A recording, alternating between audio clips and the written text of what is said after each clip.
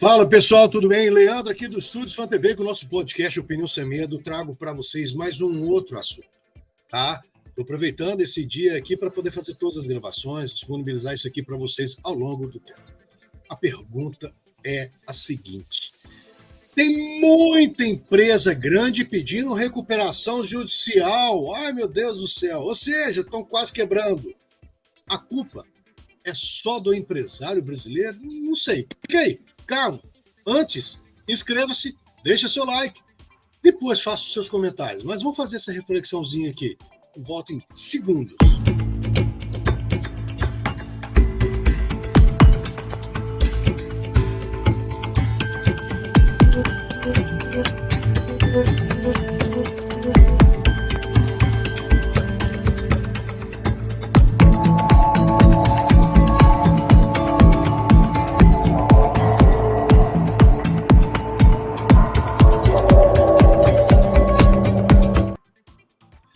Fala pessoal, tudo bem? Olha, gente, cara, eu vou dizer o seguinte: esse vídeo era para ter gravado há uns 30 dias atrás, mas eu fiquei aguardando, porque para evitar depois de criar um vídeo, uma certa expectativa e depois a gente não ter os números corretos para poder fechar para vocês.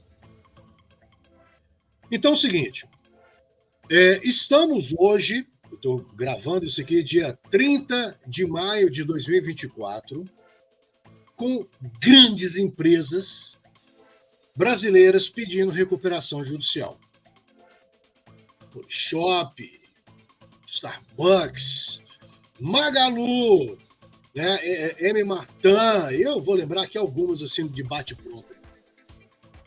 Boa, gente, o que eu fui fazer é analisar. Nós tivemos agora, em maio de 2023, o maior número, talvez na história, não na história, porque tivemos momentos piores com hiperinflação, mas, digamos, nesses últimos 4 anos, o maior número de pedidos de recuperação judicial na história do Brasil. Gente, recuperação judicial, para quem não sabe, é um pedido que a empresa faz para a justiça dizendo: hoje eu não consigo pagar minhas contas. Eu não consigo. Eu devo mais do que eu tenho de receita líquida e de patrimônio. Então eu peço um tempo para eu poder, de repente, me reestruturar, eu ganhar um tempo, um fôlego, renegociar com meus fornecedores para a empresa voltar a funcionar. Aí, eu estava até esquecendo, Casas Bahia, do grupo Via Varejo, gigante, gigante. Primeira coisa, a pandemia afetou a economia, todo mundo sabe. Todo mundo sabe o quanto que a economia gerou desemprego, a pandemia gerou perdas gigantes para a indústria, né? O período fica em casa, era preciso? Era, não vou entrar nessa discussão. A vacina estava com problema, todo mundo com medo ainda que a vacina, sei lá o que, tal. Nós perdemos um ano, gente, um ano é muita coisa. E foi um momento muito complicado. A pandemia destruiu a economia brasileira. O governo teve que entrar e botar muito dinheiro.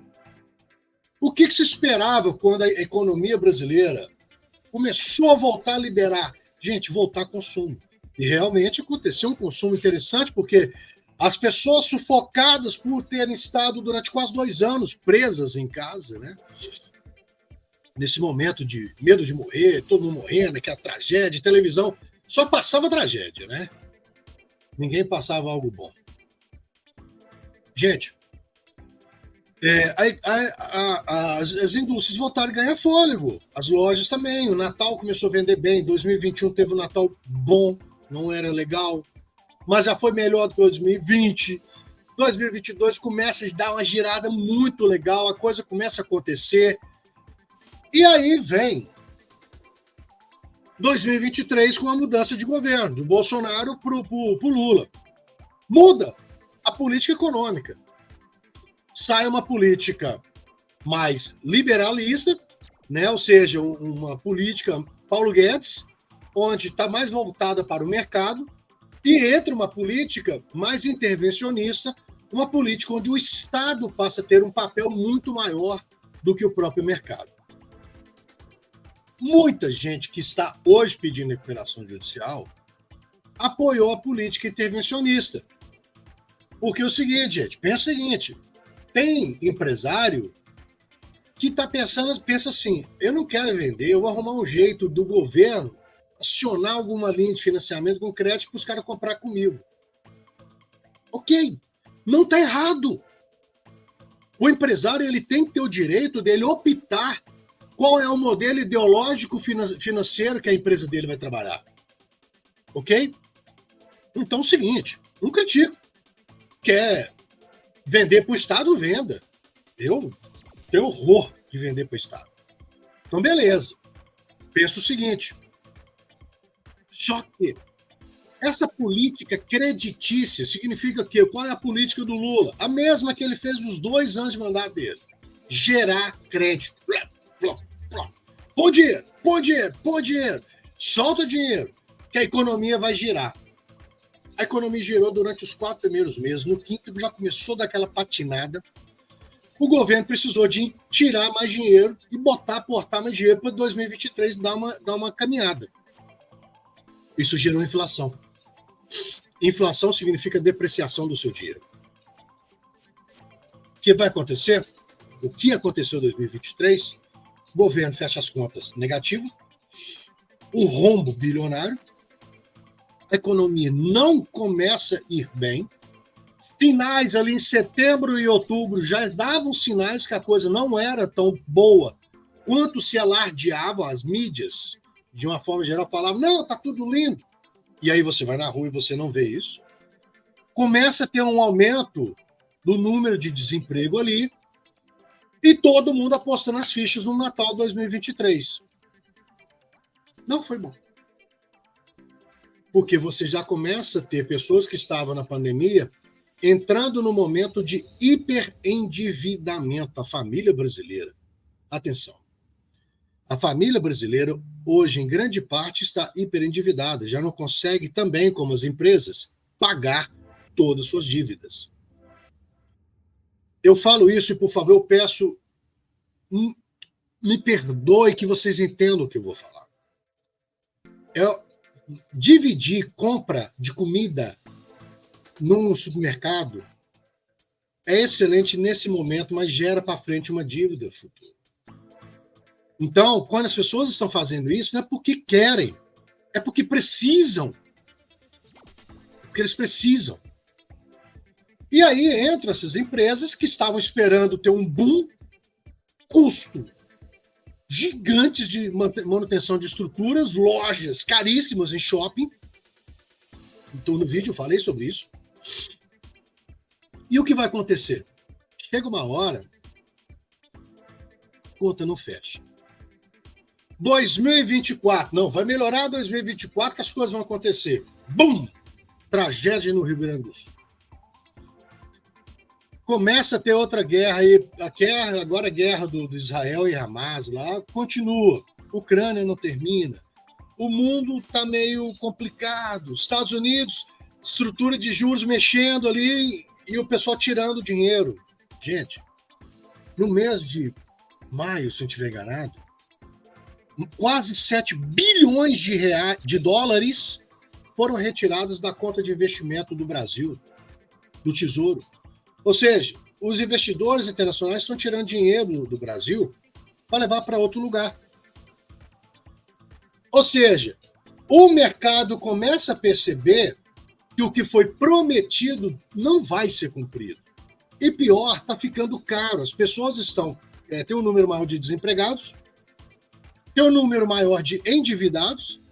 Eu vi algo que eu até assustei há um tempo, eu não via isso. Eu via isso num período muito ruim do Fernando Henrique, no segundo governo. Se você está negativado, compre aqui. Porque é o seguinte, não adianta você ter loja e falar, você não divido para você, eu financio, eu não posso, meu nome está sujo. Entendeu? Não adianta você ter crédito se as pessoas não têm seu nome limpo não será. Ah, mas foi feito um Limpa Brasil, nem sei o nome da porcaria do trem lá. Gente, não adianta você querer trazer uma negociação para as pessoas negociarem suas dívidas com bancos, aquela questão toda, se as pessoas não têm dinheiro para pagar. Me desculpe, políticos, ninguém vai pagar banco e deixar de pagar comida, pagar casa. Ou seja, isso porque a maior crítica que eu sempre fiz nos dois governos do Lula é que o modelo creditício não estava atrelado no valor de crescimento de renda. E nesse momento nós estamos no pior dos modelos dele, porque o crédito ele aumenta, mas em compensação a nossa renda ela não aumenta proporcional. Veja bem o seguinte, vou dar um exemplo para vocês aqui. Eu vou dar 2 exemplos aqui. Não, eu acho que é mais fácil pegar isso aqui para vocês entenderem. A inflação oficial do governo brasileiro, 4,18. Aí o Estado dá 3,62 de correção. Você já perdeu. Era no mínimo 4,18. No mínimo. Só que o correto é você fazer ainda um acréscimo para você ter uma vantagem em cima do que você perdeu por causa da inflação. 5%. Mas não tem isso. O Estado não consegue, o Estado está quebrado. Todos os estados brasileiros estão quebrados. A indústria não consegue te passar o que precisa ser passado, porque ela também não consegue vender. Ela não consegue vender. Com isso, a cada ano que passa, você recebe uma correção salarial menor do que deveria receber em 5 anos. Se você perdeu 1% por ano, em 5 anos você já tem um déficit de 5% real. Fora a correção da inflação. Eu vou ficar gerando esses números aqui, no que fica doido. Mas pensa o seguinte, você vai perder todo ano um pouco. Quando acumula esse pouquinho, em muito tempo você vai perder muito do que você ganha. E aí a pessoa fala, puxa vida, eu não consigo, eu faço tudo certinho, mas meu salário não rende. Chama-se inflação. Chama-se o dinheiro não ser corrigido, seu salário não ser corrigido. Nós estamos, nesse momento, já atravessando um dos piores momentos econômicos do governo Lula, mais em função do Estado ser caro. O governo gasta demais, o governo gasta muito, e gasta ruim, gasta mal. Então, quando eu olho para as grandes empresas pedindo recuperação judicial, eu penso o seguinte, se uma grande empresa que tem condição de contratar profissionais bambambam. Eu não estou falando vai contratar carinha mais ou menos, não. Vai contratar cara bom, caro. Está pedindo recuperação judicial? Imagina o microempreendedor individual, o MEI. Sai uma pesquisa esse mês também, em maio, e diz que 51% dos MEIs estão endividados. Mas por quê? Da mesma forma que o MEI foi, na minha opinião, uma das melhores coisas realizadas pelo governo Lula nas suas gestões passadas, o MEI só funciona se ele tiver um custo operacional ridiculamente baixo. Hoje, o MEI paga os 60 dele lá, tem que pagar aluguel, começa a crescer um pouquinho, tem que pagar funcionário. E aí vem a coisa, o fluxo de venda não é linear. Grande parte dos microempreendedores individuais estão fechando as portas de lojas, estão voltando para casa. Ou seja, e sem falar que uma grande parte está em número, está na receita, está baixando o CNPJ, significa que estão fechando o CNPJ. Não querem mais vender com nota. Vai trabalhar no CPF dele mesmo, é azar. Ou seja, os números apontam que de 186 pedidos de recuperação judicial, 136 eram de pequenas empresas. Tem as grandes, médias e pequenas. Mas, atenção, pequenas empresas pedir recuperação judicial é comum. Porque elas têm muito menos gordura financeira para poder se fazer valer. Agora, alguém chegar para mim e dizer que empresas como Casas Bahia, Polishop, Magalu e tantas outras pedir recuperação judicial é normal? Meu Deus, eu preciso de voltar e reestudar tudo aquilo que eu aprendi na área da administração. Não é normal. Não é normal. O que nós estamos vendo agora, para mim, gera um sinal roxo, nem vermelho, roxo para o governo. De que, se persistir disso, algumas que pediram recuperação judicial, hoje, serão empresas que vão fechar suas portas.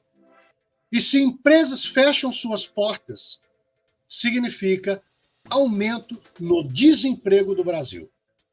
E se tivermos aumento do desemprego dentro do Brasil, significa menos pessoas com condições de comprar produtos e serviços.